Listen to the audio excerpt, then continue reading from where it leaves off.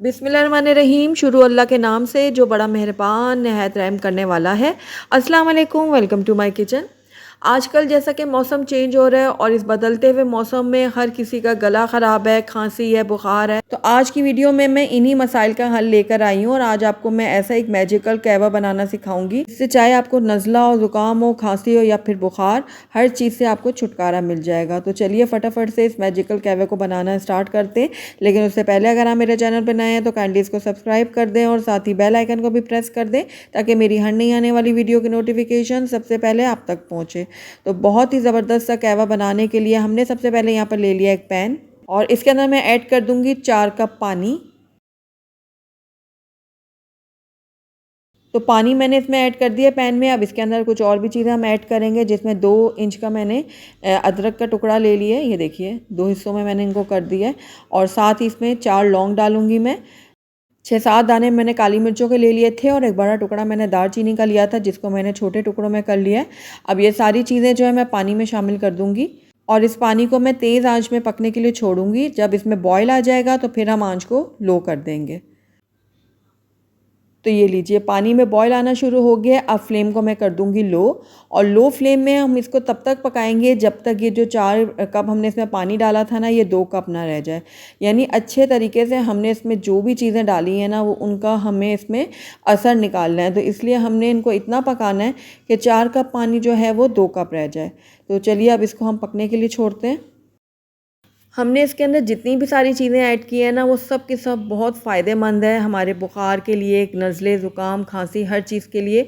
काली मिर्च से जहाँ खानों के जायके बढ़ाए जाते हैं, वहाँ काली मिर्च में भी एंटी बैक्टीरियल प्रॉपर्टीज़ होती हैं।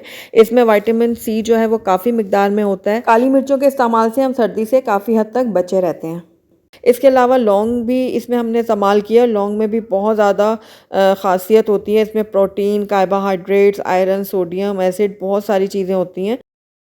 लौंग में फेनल कंपाउंड होते हैं जो इन्फेक्शन से लड़ने के साथ ही जिस्म में परवरिश पाने वाले सर्दी और खांसी के बैक्टीरिया को भी ख़त्म करने में मददगार साबित होते हैं।